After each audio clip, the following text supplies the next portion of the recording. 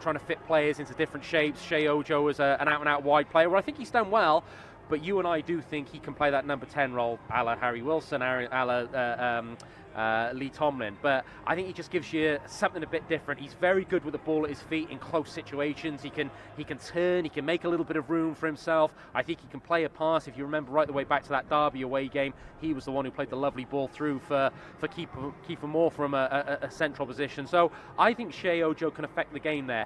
Let's hope he doesn't let us down today after the big build-up. You just mentioned the big man, Kiefer Moore in attack, back in the team, back in the goals, and his performance, almost a microcosm of the team in midweek. Pretty poor in the first half, came alive in the second half. He's got 9 goals on the season now. The last City striker to reach 10 was Kenneth Sahor way back in 2016-17. Well, I think it's a cause for optimism that again, you and I speak about Kiefer Moore a lot. Cardiff City need him in the team. He turns balls that are maybe 70-30 against him into balls that he wins, but we still think there's more to come from him. You make the point, which I think is quite a fair point, that sometimes I think he can improve his attacking of the ball when the ball comes into the box from open play. So I still think there's more to come from Kiefer Moore, but you can't overlook the fact that Cardiff City now have a regular goal scorer, and it would be fair to say that we haven't created an abundance of chances this season. So for him to be sitting on 9 goals, that's credit to him. So yeah, Kiefer Moore is the focal point of this Cardiff City attack line. But the good thing, and I'm sure Mick McCarthy is looking at this, of course Mick McCarthy having previously had him at Barnsley and has now seen him develop as a player, I think Mick McCarthy thinks Kiefer Moore can develop more as a player and become an even greater player, excuse the pun on the more there, but yeah, I'm looking forward to see how he develops under Mick McCarthy. Well, very quickly, no Lee Tomlin still. You know, we heard in midweek actually an update from Mick McCarthy about a very strategic plan to get him back involved by the end of the month, which is great. But you look at the bench this afternoon and we're starting an inch closer to full fitness. There's firepower on the bench there.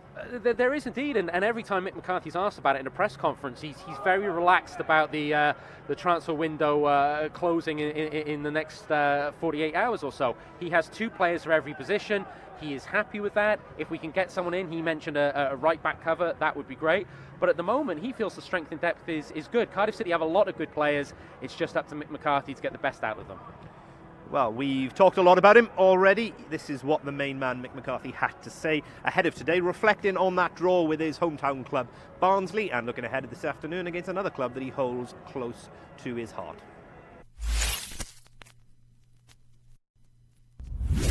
I would love that, because I've said in my programme notes that I'm delighted to be here, and I do feel very proud and I'm honoured to be here at Cardiff. I've always admired the club, but I didn't realise what a big, good club it is. And it's amazing how many people have said it to me since I've took the job. Well, I've already found that out. But whenever I've come down, it's always been a great atmosphere. So while I'm delighted, I'm disappointed there's not going to be any fans there, because it'd be a much better occasion for all of us.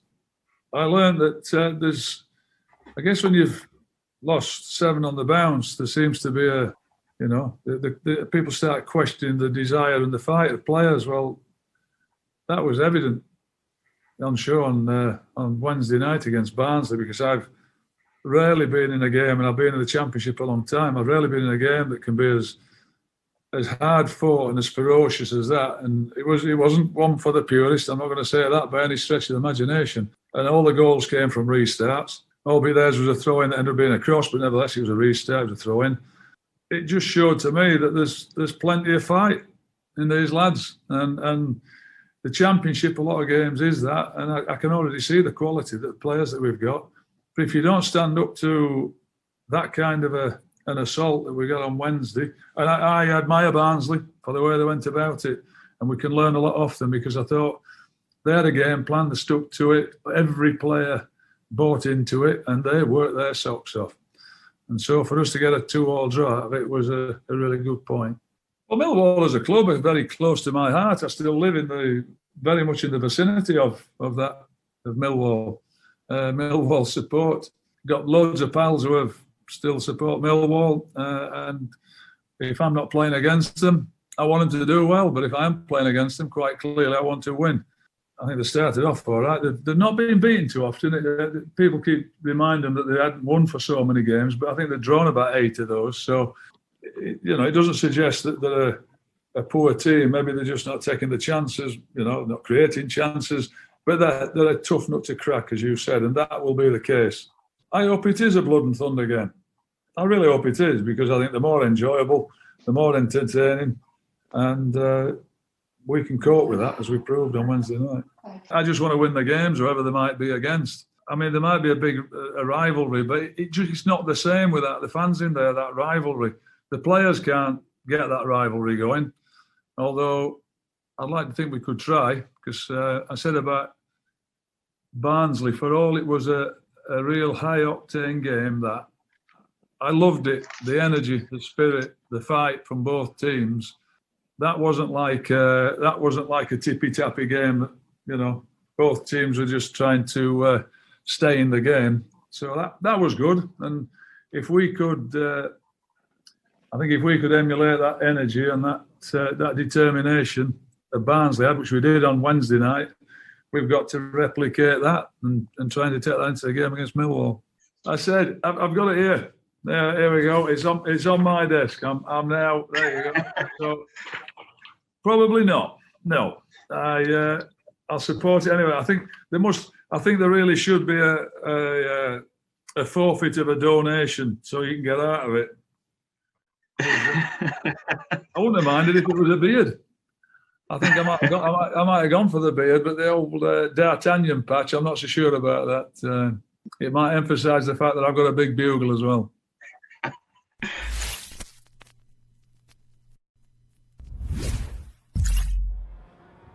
Mick McCarthy there, talking about facial hair, which I don't think he expected to have to do ahead of his first game as a Cardiff City manager, but a great initiative that the club are getting involved with, growing that soul patch to support Sol Bamba. You've got a month of February to get that facial hair on the go. And also a special mention this afternoon as well. Barnsley did it in the week. They warmed up in messages to support T-shirts for Sol Bamba, and Millwall are doing exactly the same here this afternoon. It is really great to see the community spirit amongst the Championship football clubs. John, Mick McCarthy also again reiterating how honoured he feels to be given this opportunity to leave the Bluebirds, and it really feels tangible, doesn't it? It does indeed. First of all, I'm thinking about getting a razor out because I think there's too much ginger going on at the moment. So I'll look forward to supporting Sol by taking some of this facial hair off. Yeah, Mick McCarthy, it does seem really genuine. Look, he's a 61-year-old man with a good track record, but if he's going to get back to the higher echelons, the Premiership, where probably everybody wants to be, this is maybe his best and last chance at doing it if he can earn a longer contract at Cardiff City. He's spoken about the fact that it's a big club. It's almost surprised him how big it is since he's been here and looked at the training facilities, looked at the infrastructure, the stadium. So I think he looks at this as a really big personal opportunity for him, and it's great to hear a manager that has managed at international level, has managed in the Premiership, talking about this club as being a very big club and one that he's privileged to be at, and I think that's music to every Cardiff City supporter's ears. Sorry, I got slightly distracted there because Millwall are doing defensive drills in a back four. Yes. But unless Jay Cooper's playing left back, I don't think that's the case. So Gary Rowett then, team news this afternoon for Millwall. He goes for an unchanged team, perhaps unsurprisingly actually, after a 0-0 draw with Watford in midweek. That means former Bluebird Kenneth Zohore gets that start again in attack. He's extended his loan spell with the club until the end of the season, and it means Ryan Leonard continues on the right of what we think is a back three again. He filled in as a right back in the reverse fixture back in November, but is now operating in the back line and keeping club captain Alex Pearce on the bench in doing so. John, these are always tight affairs, 6 draws on the bounce. 9 of the last 12 have ended in stalemate, and only once in those dozen games has a team scored twice. That Cardiff back in 2012 in a 2-0 win. We're neck and neck in the table. This isn't going to be fun to watch, is it? No, don't turn off your television sets, but I don't think this is going to be free-flowing tiki-taka style football. This is going to be real blood and thunder, and Mick McCarthy talked about the fact that he wants that, and maybe Cardiff City needs some blood and thunder games right now to get the confidence going again, the blood pulsing through the veins, get those adrenaline levels up, and to come out on the right side of some real battles. I am intrigued by this, Ash, what you just spotted, the warming up with a 4, because if I remember correctly, the last set of these fixtures, when we played Barnsley at home, played against a three-man defence, played very well, and we expected then to take that into the den to play Millwall with a three-man defence, and Gary Rowett switched it that night and played 4 at the back. I would be surprised if they play 4 at the back and not that 3 with wing-backs, but it's maybe something he's looking at, and it caught Neil Harris and Cardiff City out last time when they expected to go to the new den and play against 3 at the back, and it turned out to be a back 4. Oh, they just realised there's no point asking Scott Malone to do defensive drills. They are a team struggling for goals, though. We've talked about the defensive record there. They've got 10 draws in their last 16 championship games, and we know all too well at this club what it feels like to have all of your goal-scoring hopes in the Ken Zahor basket. It is. It's Ken Zahor syndrome. It's Josh Murphy syndrome. There is a great footballer in there. There's a fantastic footballer in Josh Murphy, and just a mention of him, I thought he was great in the second half on Wednesday night, and really looking forward to see if he can develop under Mick McCarthy. And the same with Kenneth Zahor. When I remember that, was it last home game of the season against Newcastle, Neil Warnock's first kind of half season when he signed the new contract, and everyone thought he is the hope, he's the person. He'd scored some goals that year, he's the guy that this team's now going to be built around, and probably that should have been the case, because he's got pace, he's got power, he can attack a ball, he's a good finisher. That left foot there's dynamite in it when he wants to strike a ball. It never really happened. Even in the Premiership year, he scored that goal at Southampton and announced to everybody, "I'm back." And I believed it. I thought, yeah, absolutely, he's going to be the guy now that keeps us up. And it didn't quite happen, which is a shame, because I understand he's a lovely guy. You know him better than I, that he's a sort of a gentle giant off the pitch. Didn't work at West Brom particularly. He's got a chance now at Millwall. Whether he can go on to be that 15-goal-a-year goal scorer, I don't think he's going to peak anywhere past that particularly. But yeah, he just needs somewhere to call home, where he can get a decent run of games and try and get somewhere between 10 to 15 goals and rebuild his career, really. And 2 obvious areas where this game's going to be won and lost. Midfield battle, always fierce in the Championship, but it looks like they're going to play a midfield box with Ben Thompson and Jed Wallace behind Zahor, and you think Cardiff might do the same, and maybe touching on what Mick McCarthy mentioned in his pre-match press conference, that might mean Leandro Bacuna being that man to go forward and play with Shea Ojo. That was a really interesting answer, wasn't it? The fact that Leandro Bacuna wasn't a right back, but in Mick McCarthy's mind, he was more of a creative midfielder. I think he's certainly a dynamic midfielder. I've referenced before that Mark and myself were at Hull last year when Neil Warnock played him as a more advanced midfielder, and he was very good in that game.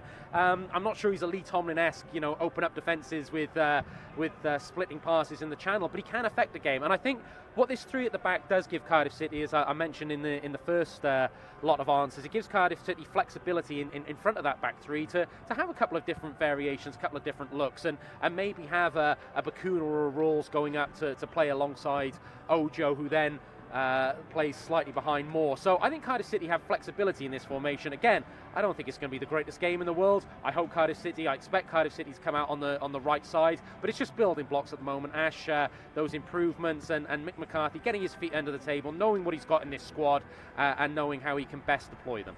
Thank you very much, John. I'll tell you what both teams do have in their ranks this afternoon, and that are giants. Set pieces will be key. Aidan Flint, Sean Morison, Kiefer Moore for the home team, Sean Hutchinson, Kenneth Zahor, Jake Cooper, and also Matt Smith, if needed, off the bench. So that's your pre-match build-up this afternoon as the Bluebirds look to welcome Millwall in Mick McCarthy's first home game in charge of Cardiff City. Not the occasion, of course, he or anyone else would have wanted, but 3 points will go a long way to softening that blow for the new man in charge.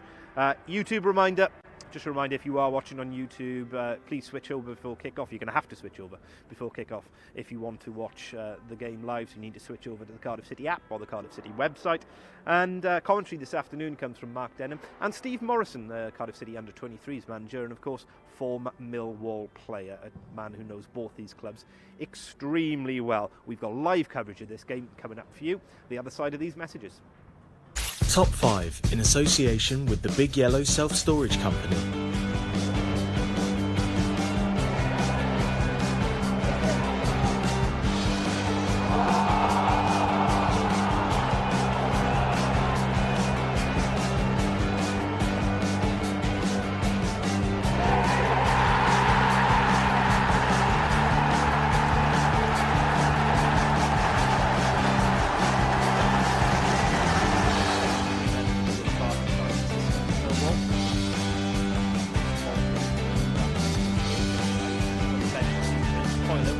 brilliant opportunity. Oh, and he finds the bottom of the corner.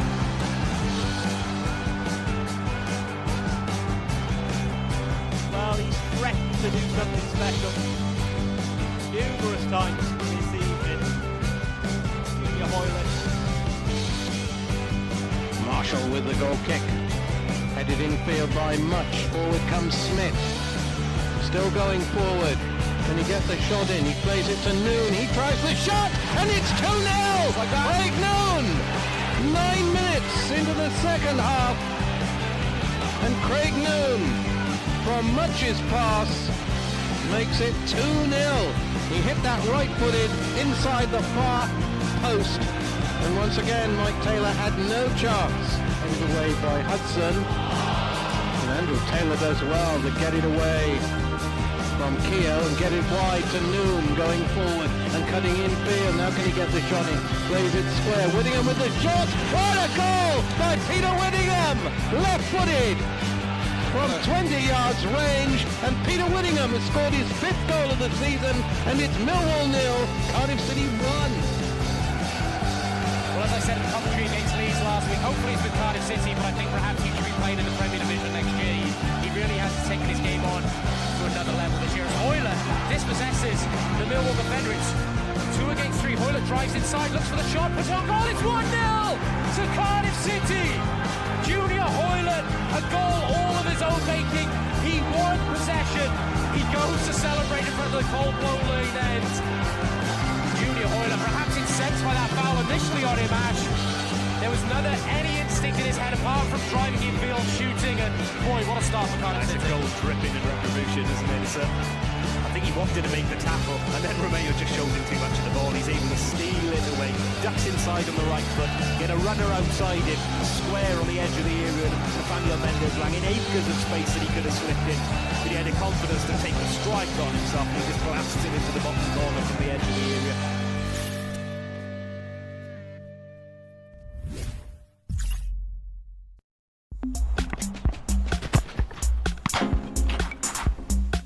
For more behind-the-scenes content, download the Cardiff City Google extension for your home browser.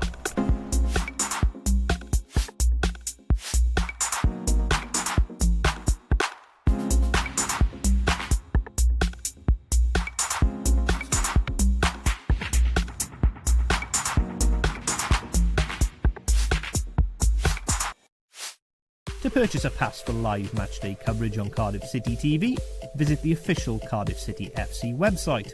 Once logged into your Bluebirds club account, navigate to Club TV and select Buy Packages. Select the pass you wish to purchase and click Buy Now. Next, fill in your payment details and click Submit Payment. Once your purchase has been successful, you will see this message. You can also check your purchase by clicking the Manage Your Subscriptions button. You now have instant access to live matchday coverage. Visit Club TV and select Live. Moore's free in the box, 1-0! Live streams begin 1 hour before kickoff, and recommended desktop browsers are Mozilla Firefox and Google Chrome. You can also watch or listen on the go via the official Cardiff City app. For technical support, email Cardiff TV support at streamamg.com.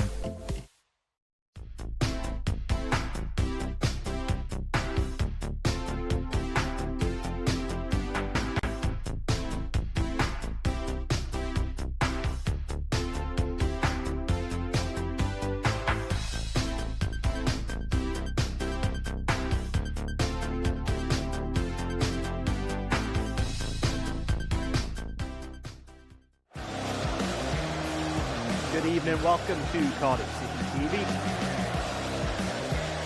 Wilson, a little bit of space for Harry Wilson, strikes a goal! Oh, what a goal! Morison, goal!